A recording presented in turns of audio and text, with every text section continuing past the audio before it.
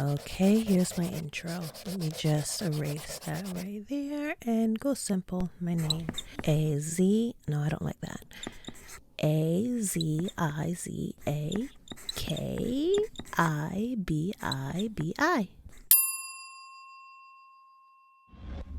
Hey, welcome back to my channel. My name is Aziza Kibibi, for those who don't know me. And for all of you who do, what's up, y'all? I'm back with another video, but before I get into even what this video is about, make sure you go and check out my other videos, right? You'll learn a lot about me. I speak out about some of the things that happened to me. I am a survivor of many years of abuse, and I get a lot of questions on my YouTube channel and in general, because I do speak publicly about a lot of issues that affect women and children. So even when I do events and I speak for other nonprofit organizations, I get a lot of questions. I get a lot of questions, which I fully welcome, because I feel like, or my motto is, that there's no such thing as a stupid question. If you don't know, you simply don't know. And guess what? If you don't know, you can learn. So that's why I encourage people to ask me questions. So I posted something on my community page a few weeks ago, because it's hard for me to keep track of people asking questions underneath the comments, under the comments of my videos. Please continue doing that. But I'm just letting you know, it takes me a little time to get through them, to answer them all. And then there are questions under questions and under questions. So what I did was I made a community post requesting for people to ask me questions. Then I will choose some of those questions. Well, actually, I'm going to eventually get through all of them, but I will choose some of those questions and do a series of videos. So make sure you check out the first one. I did part 1, and this is part 2. So for those of you who don't know me, if you just happen to stumble across my video, I am Aziza Kibibi. I am a chef, an author, a media personality. I am a survivor, a mom, and an activist. I just want to give a shout out to all of my subscribers. And if you have not yet subscribed, make sure you do that so you can be notified when I post more videos, and also when I go live. So that gets really exciting, because that just kind of, when people ask questions and bring up topics that are just off the cuff, it's really cool. It's really cool. And I feel like I'm talking to you guys, talking directly to you. And make sure you stay to the end of the video. I have some announcements to make. They are pertaining to some of the questions that were asked, like about what I'm wearing on the middle of my forehead, my bindi. So I have some resources, some announcements pertaining to these. So make sure you stick around to that. All right, so I'm just gonna jump right into these questions, because to get to know me, you gotta ask questions. Okay, I feel like this question, the first one, needs a little back history. So just really quick, my father abused and molested me from when I was a very young age, and he impregnated me 5 times. So I have 4 living children that are fathered by my own father. And a lot of people really ask me this question in different ways, I think. So from Teala Teala Mikalu. I hope I got that right. Mikalu, maybe. My question for you is, how sickly are your children from inbreeding? Okay, so sickly, the word sickly is kind of weird to me.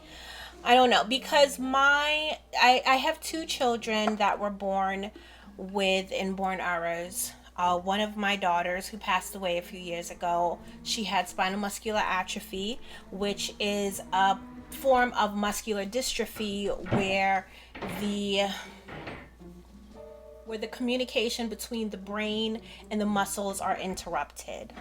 Now, does that mean that that is a direct result of inbreeding? No. People who aren't inbred or aren't a result of incest can also have spinal muscular atrophy. Okay, y'all, so please bear with me because of all days, my neighbors upstairs are having a stampede. I don't know what's going on, but you might hear some thumping and some dragging and stuff throughout the video. I'm going to do my best like that. I'm going to do my best to get through this. So just so it is a rare disorder. And it falls under the umbrella of muscular dystrophy, which is different illnesses that affects a person's motor skills and their ability to move around. She also had phenylketonuria. Now, the thing with both of these diseases is that they are recessive. And I believe I spoke a little bit more. I went into depth about this in another video. And I also have a video about my other daughter, my second daughter, who has only phenylketonuria. Phenylketonuria is a metabolic disorder where a person cannot process the certain amino acids, phenylalanine, in protein.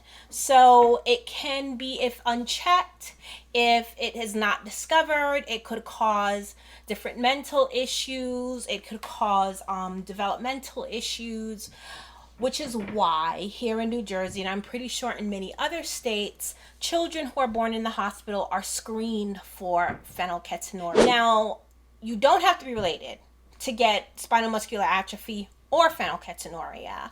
But if we do, and technically, as people, as the human species, technically, we are all related as far as our DNA is concerned in some form of fashion. Just because of the fact that I have a nose, you have a nose, we're part of the same species. So we can carry some of these genetic markers.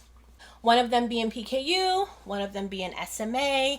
There is 1 in 4 chances of a child being born with either spinal muscular atrophy or phenylketonuria if both parents are carriers of the gene. Now, again, you do not have to be related. You could just have to be the carrier of the gene. But in my case, with my father, because he is a carrier of both genes, and me as his daughter is a carrier of both genes, it just increased the chances and the likelihood, of course, us creating a child that has the disease, because we're closely related. If you're a stranger meeting another stranger, you don't know who you are, right? The chances are way less that you're going to meet a person that carries either SMA or PKU if you are actually a carrier. So in that respect, those are the only issues with 2 of my children. And so that's why I don't like to use the term sickly. My daughter was disabled. My now 24-year-old, she has to manage her diet. That's it. Because she was not discovered, my father delivered my children at home. And my daughter was not discovered to have PKU until she was 2 years old. There was some brain damage done. So as I was mentioning, the whole terminology as far as being sickly, yes, my daughter who passed away, she did have bouts of pneumonia and was in the hospital often. So she had her moments where she was considered sickly, but on the whole, other than the fact that she was differently abled, that she could not walk, and she needed help with certain things, she was the most brilliant and loving little girl. So, whatever limitations that she had physically was more than made up for just in the love that she gave and her personality and just the joy that she brought to all of our lives. I miss her so much. But thank you, Teala. I think that's how you pronounce your name. Teala, that sounds a little more, I was saying Teala, forgive me. Teala Mikalau. Thank you for your question. Next question. This is a good one. How do you keep your spirit so gentle and calm? This question is from Demure Darling. Hello, Demure Darling.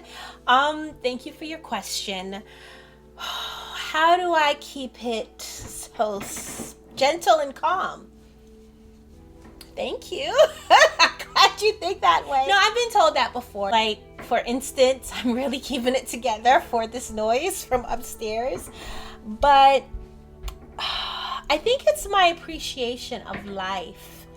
You know, when you have been through some crazy shit, when you have suffered for so long and have learned to live in an environment that was trying to just completely destroy you, and then getting away from it, I think my appreciation for life and for freedom and having the ability to make my own choices and create my own path and enjoy the things that I love, I'm just so grateful for that. But sometimes I do get my times, like that time of the month. Like, I'm just like, I tell my kids, like, look, you better make sure the place is clean because my period is coming and it's a little harder to control. It's a little harder to control how I feel. I get annoyed pretty easy, especially when it comes to disorder. I meditate also. I meditate. I calm my mind. I have my moments when I calm my mind. I love to dance. I think that my coping mechanisms, just recognizing that things can get bad and there are some very horrible things going on in the world.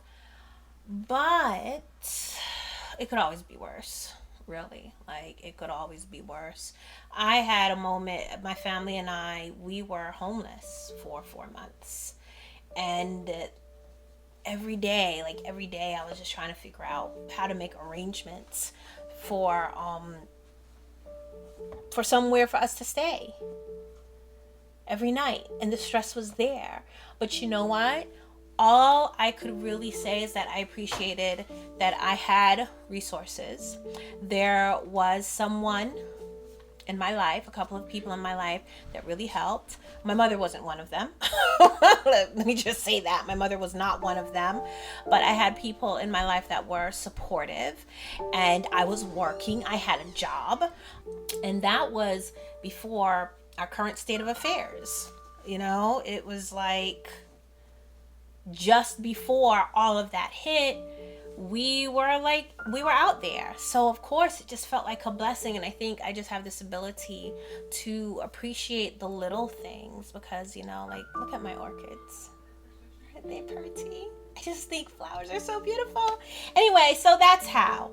If you say that I am gentle and calm, thank you. Thank you. I have been told that before. I know you're only seeing me through my videos, but I'm pretty much the same way in real life. I don't like confrontation. My daughter's on the sidelines laughing. What, you disagree? Well, I get my moments. I do get my moments, but in general, Brenda can tell you. My cousin is always telling me, like, Aziza, you have patience. Like, I would just go off sometimes. You actually sit and listen to people. And, you know, I do because I feel like, why are you laughing? Mother. Well, everyone has their own interpretation of what gentle and calm is. I must be gentle and kind then. Yes, you are. But you're my child. But I'm not really Listen. She's an Aries. She gets her moments. Anything I have been through that I have been afraid to be forceful about, this lady. Let me tell you what happened at, what was it? Costco. Look, nah.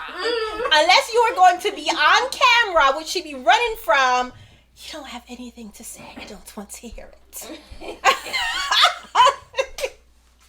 Okay, but thank you, Demure, darling. Thank you for your compliment. I take that as a compliment. Thank you for your compliment, and thank you for your question. Let's see what's next. Okay. From Deena D. B and me 247. Monday tie. Oh no, not Monday tie. Okay. From Deena D. So a couple of people asked this same question. So I'm going to acknowledge everyone who asked the question. So Deena D, B and me 247E, and Andrew B. Williams all ask in one way or another, is there a meaning behind the jewel you wear on your face? May I ask what is on your forehead and the reason for it? And jewel on your forehead, please explain to us. All right, so this is called a bindi. Crystal on my forehead. And I'm gonna let Arish voice explain to it because she actually she impressed me just now. Explaining almost word for word what the definitions of a bindi is. Take it away, Arish. Bindi comes from the Sanskrit word bindu, which stands for point or center. It is considered the point at which creation and unity meet. Very good. Thank you. Very good. See, she knows. But it's also, you'll see it in different spiritual and religious belief systems. Even in Christianity, oftentimes the iteration of Christ that is commonly known. Of course, the iteration of Buddha that we often see has a bindi. You see many African deities with a bindi. And the thing is that it helps to awaken the third eye. That is the spiritual definition or the spiritual use for wearing a bindi. It helps to awaken the third eye chakra, which physically is actually connected to the pineal gland. Many people believe that that's what it is. I am one of them. It helps to open up your spiritual awareness, makes your dreams, gives you clarity to your dreams, helps to increase your intuition, things like that. And it looks pretty. So, hey, it can be functional and beautiful at the same time. This is actually by Awakenings by Aziza. It is a line that I have. I will put the link down in the description where you can order some yourself. So yeah, that's it. That's why I wear it. I've been wearing it for a long time. And even just for visualization, because when we meditate, we have to, before you are a pro at meditation, you have to actually train your brain to not only stop, well, not stop, if you stop then you die, but train your brain to be focused, to clear your headspace so that you can elevate in some way spiritually. And a lot of times you need to visualize certain things. So to help visualize your third eye chakra and your pineal gland, having a dot or a crystal on your forehead is a huge help until you have built up the skills to then visualize without it. So, but yeah, I wear bindis going out. This one is actually pretty fancy. I have smaller ones. The ones that I sell that are smaller, a lot of people use them for more the spiritual benefits and not necessarily to incorporate in fashion. But I say, hey, why not do both? And I do. Thank you for that question, everyone. I hope Arish was able to clarify and answer that question. Okay, this is from Queen Sandra NY. She asked, where do you find your head jewelry from? And I pretty much just explained, it is my own line, Awakenings by Aziza. They are produced in India. And, I will put the links in the description for you to order them for yourself. Queen Sandra, thank you for asking. Okay, this question is from Danerys Cruz. Did you name yourself out after the Mother of Dragons? Are you a Game of Thrones fan? So am I. So Daenerys Cruz asked, who is doing the teaching for 16 children in the home? And how many bedrooms did your house have? Any maids? Okay. So I think this needs a little bit of a backstory, because if you are new here, then I have to kind of explain the background before answering this question. Daenerys, thank you for your question. So my father, based on our most current count and including my children, has 21 children that we know of. You're asking specifically 16 children in the home. Did we ever have 16 children? I think it was 10. 10 including my children. Of course, as everyone grew and more babies were had, then the numbers changed over the years. As far as the teaching of the children, when it was only 2, 3, 4, 5 of us, my parents taught us. So my father provided education as far as math and social studies, language arts. My mother helped him. She would... Are you Zen? Apparently not.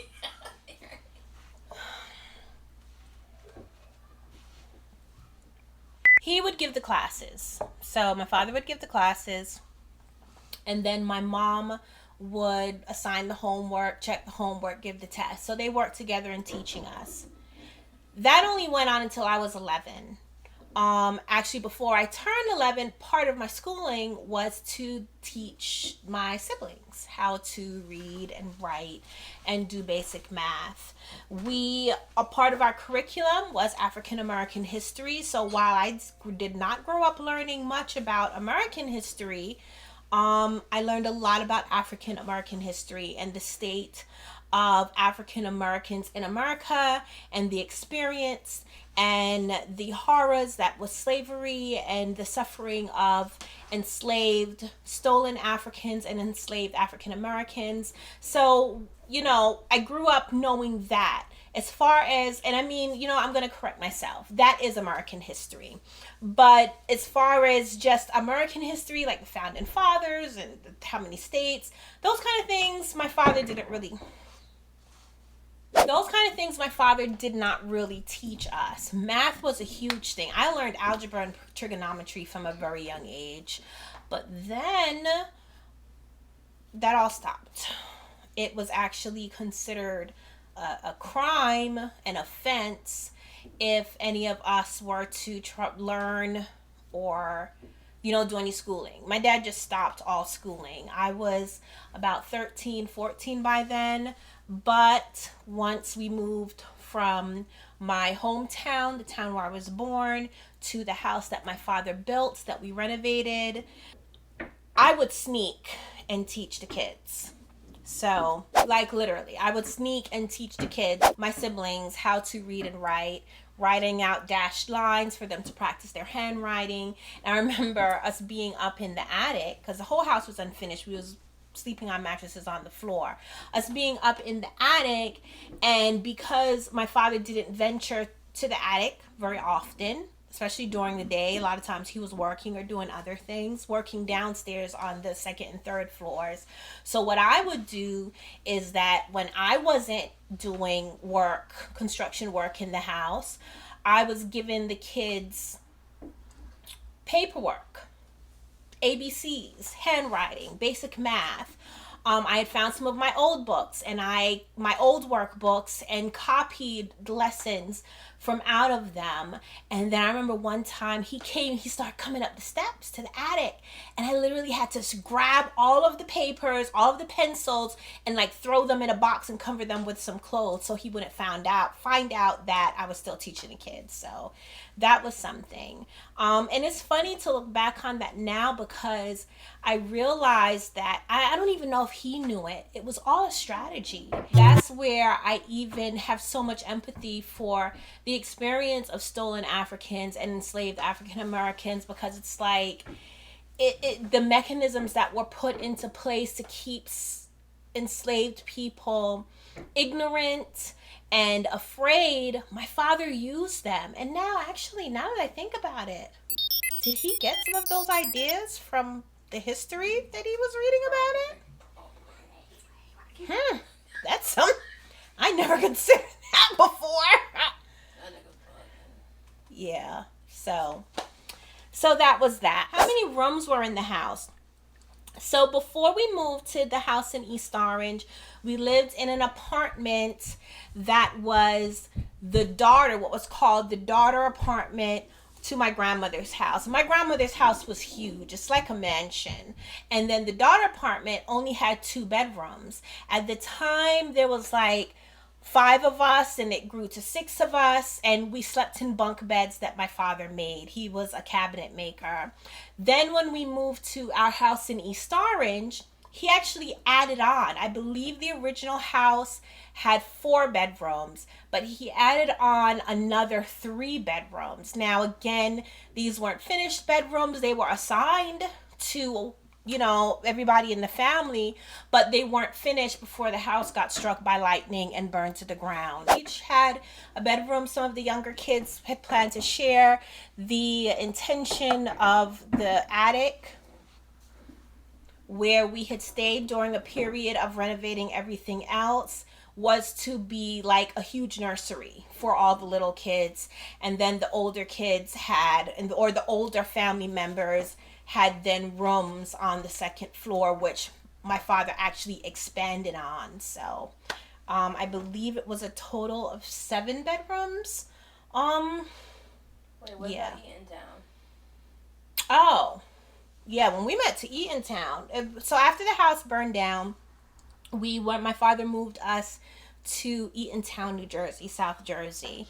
That was only 1 bedroom though. 1 bedroom, and he built a multi-level bed that literally took up the whole room where everybody slept. So at the time, I think it was like 15 people, and we all just slept on this multi-level bed thing in 1 room. There was a loft, but it was one of those like townhouses. So yeah, we was always in a place where we was kind of like all together, piled onto each other. All right, Danerys, thank you very much for your question.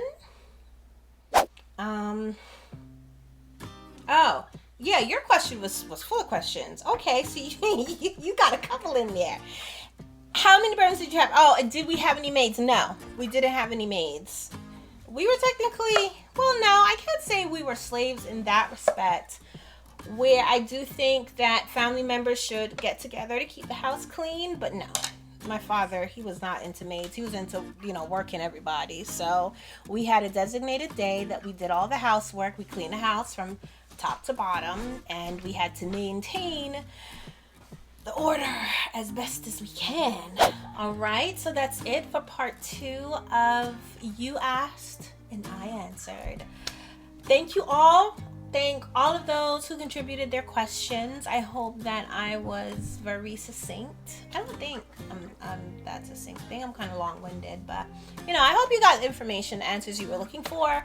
I hope they contribute more to your understanding of this very complicated life that I have experienced, and that you can find some kind of enlightenment through it to possibly help yourself or help someone else. So, I think as people, as a society, it's really good to understand other people's experiences, their lives, their cultures, their social structures, so that we can, if there are issues, be more empathetic to finding ways to solve these problems. So, that's why I have this platform.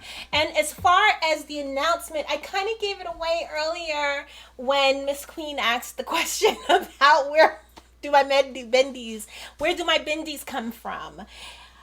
Oh, they are available on azizakabibi.com, and you can order them there. But my new line is coming out. There is a couple left that's posted on my website. I'll put the link down in descriptions of last season's designs, and I will be posting and sharing and making available to sell, making available for purchase the new line for 2021 in the next couple of weeks. So go to my website, azizakibibi.com, and subscribe to my newsletter so that you can be notified there of when I actually do make it available. It will be in a couple of weeks. You know, summer's out here, we're getting warm, we can go outside now. But you know what, I think that even with the bindis, right, when you put the mask on, it looks really kind of exotic. A lot of people has asked me about my bindi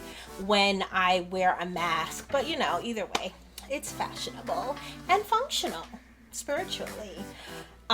It'll also be available on Facebook and Instagram, my Facebook and Instagram shop, in a couple of weeks. So again, make sure you subscribe, both here on YouTube and on my website, so you can be notified of stuff like that that's coming up. And on that note, thank you again for all of your questions, for your interest, for your support, for your likes and your shares, and your wonderful comments and words of encouragement. I really appreciate it. And I hope that these videos continue to help you or be some form of positive something, some sort of positive something in your life. Make sure you check out listen to my podcast, self-published podcast. I share things about my story and my process writing my book, Unashamed, A Life Tainted. But you know, on there you get even more like in-depth things that was going on and what that whole process was like. So if you are a budding writer or author, I give some really good tips and resources, along with giving, you know, some of the very interesting tea of the afterlife in publishing my book. So make sure you check that out. Links are in the description box. And on that note, thank you again. Thank you for subscribing. Make sure you continue to like and share, and be blessed, for you are a blessing. Bye.